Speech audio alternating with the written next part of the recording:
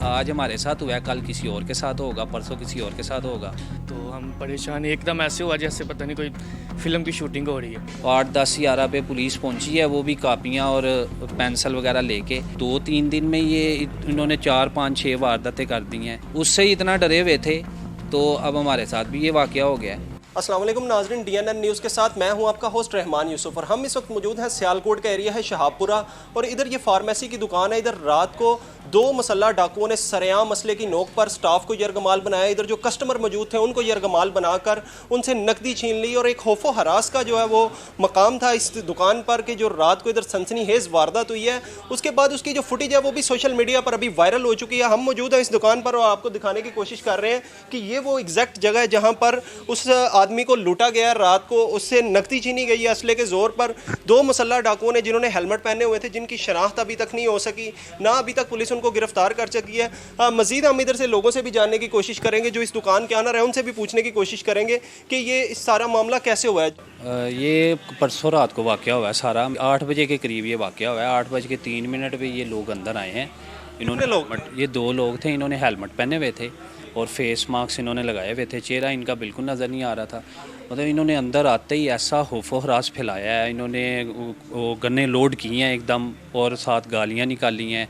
लड़कों को इन्होंने जो है ना वो सदोकोप किया है। और इसके अलावा हमारे 1-2 कस्टमर्स खड़े थे, कस्टमर से भी इन्होंने पैसे छीने हैं। यहाँ पे वाकया हुआ है सारा, यहाँ पे उन्होंने कस्टमर से पैसे छीने हैं। इसके अलावा लड़कों को उन्होंने सदोकोप किया है और बात बात पे गालियाँ निकालते थे, इतनी गंदी गंदी गालियाँ निकालते थे, मतलब हमारे लड़के भी डर गए। तो ये इस तरह अगर ये सरेआम इस तरह यहाँ पे ये काम करेंगे तो हम लोग यहाँ पे बिज़नेस कैसे करेंगे। हम लोग यहाँ पे करोड़ों रुपया लगा के बैठे हुए हैं, तो हमें अगर पुलिस प्रोटेक्शन नहीं देगी तो इस तरह तो अब शहर में 3-4 वाक़यात यही 2 लोग कर चुके हैं। इन्होंने कैंट भी किया वाक़या, पेरिस रोड पे भी किया है, इन्हीं 2। तो इतनी पुलिस सोई हुई है कि ये कोई मतलब इनके ऊपर कोई एक्शन ही नहीं कर रही। तो मेरी गुजारिश यही है कि ये इस तरह तो हम लोग मुश्किल में आ जाएंगे। इतने घर से निकलते हैं बिज़नेस करने के लिए, यहाँ पे आके लोग हमें अगर ये लोग हमें परेशान करेंगे तो फिर कैसे सिस्टम चलेगा। तो मेरी गुजारिश ये है कम से कम यहाँ पे ये इतना बड़ा रोड है शाहपुरा रोड, यहाँ पे कम से कम कोई इस तरह के इनकी कम से कम एक स्क्वाड तो हर वक्त फिरनी चाहिए ना। इन टाइम हमारी 15 पे कॉल चली है, इन टाइम अभी वो अंदर ही थे तो हमारी इन टाइम 15 पे कॉल चली है। हमारा एक साथी पीछे था स्टोर रूम में, उसका इनको नहीं पता था तो वो उसने इन टाइम कॉल चलाई है। तो पुलिस मेरा ख्याल है कि हमेशा देर से ही पहुंचती है, टाइम पे तो कभी पहुंची नहीं। तो मेरी गुजारिश ये है कम से कम अगर उस वक़्त स्क्वाड यहाँ पे घूम रहा होता कोई तो 15 पे कॉल चली थी तो ये लोग पकड़े जा सकते थे। तो इन्हें कम से कम मेरी DPO आपका पीछे दोस्त था, उसने जब 15 पे कॉल चलाई, पुलिस कितनी देर बाद पहुंच चुकी होगी? मतलब पुलिस उसके 10-12 मिनट के बाद पहुंच गई थी यहाँ पे, लेकिन वो उन्होंने 8-3-4 पे कॉल चली है शायद, तो 8-7-8 पे वो लोग चले गए यहाँ से। 8-10-11 पे पुलिस पहुंची है, वो भी कापियाँ और पेंसिल वगैरह लेके। कापियाँ और पेंसिल? हाँ कि भाई क्या हुआ है वाकया, आप नोट करवाएं। तो हमने उनको बताया भी है कि भाई वो अभी अभी इधर से गए हैं तो आप उनका पीछा करें। तो मतलब कोई भी सिस्टम नहीं, तो FIR हमने कोई नहीं लिखवाई। इसकी क्या वजह है?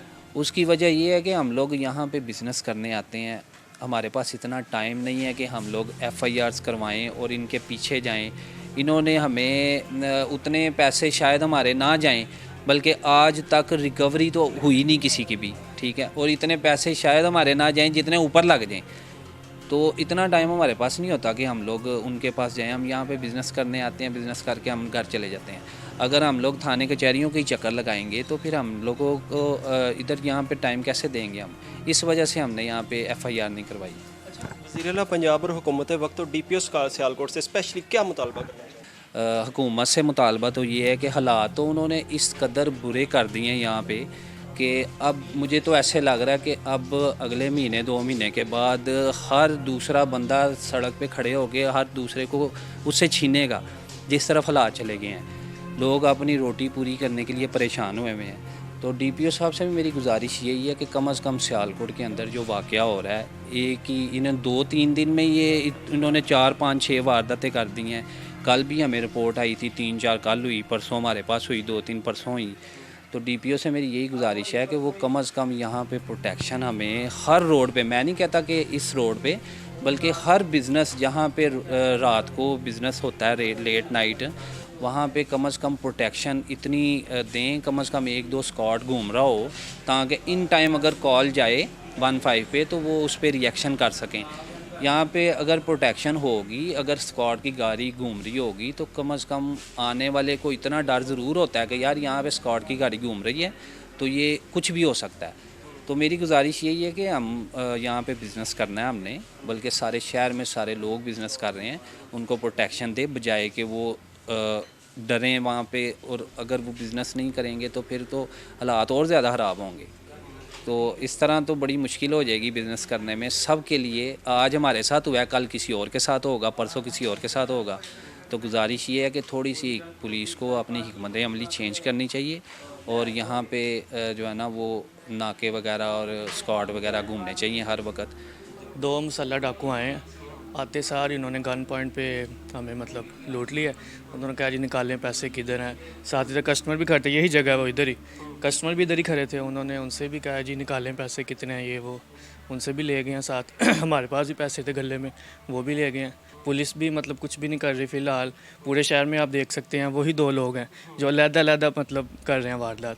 तो हम खुद परेशान हैं। अगर मज़ाहमत भी करते तो हम मतलब हमारे पास कुछ था ही नहीं, या होता भी तो हम कैसे मतलब करते। हमें वो गन पॉइंट पे उन्होंने जो है ना लूटा। उस वक्त दुकान के ऊपर मौजूद थे? हाँ जी, डाकू मैं इधर ही था, दुकान पे था, मैं काउंटर पे खड़ा था। क्या कहा था उन्होंने आते सार? उन्होंने बस कह दिया कि निकालें पैसे, जो है हिलना नहीं अपनी जगह से। गोली मार, साथ गालियाँ भी निकाल रहे थे उन्होंने, ऐसे मतलब गन भी लोड की है और सामने? हाँ, मेरे सामने लोड किया उन्होंने।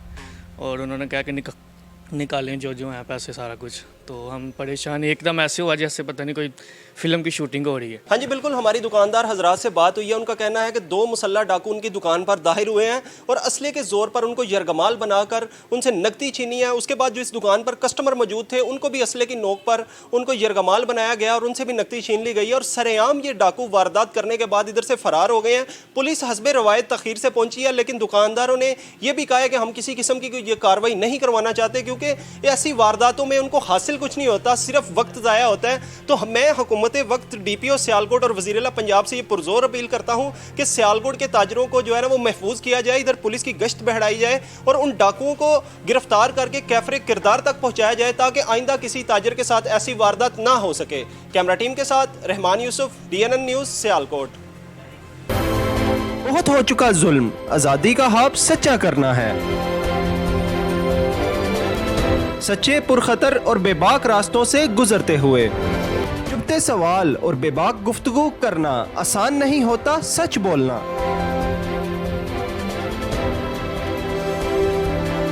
सवाल की चोट से गिरती है हर दीवार। DNN न्यूज़ के साथ।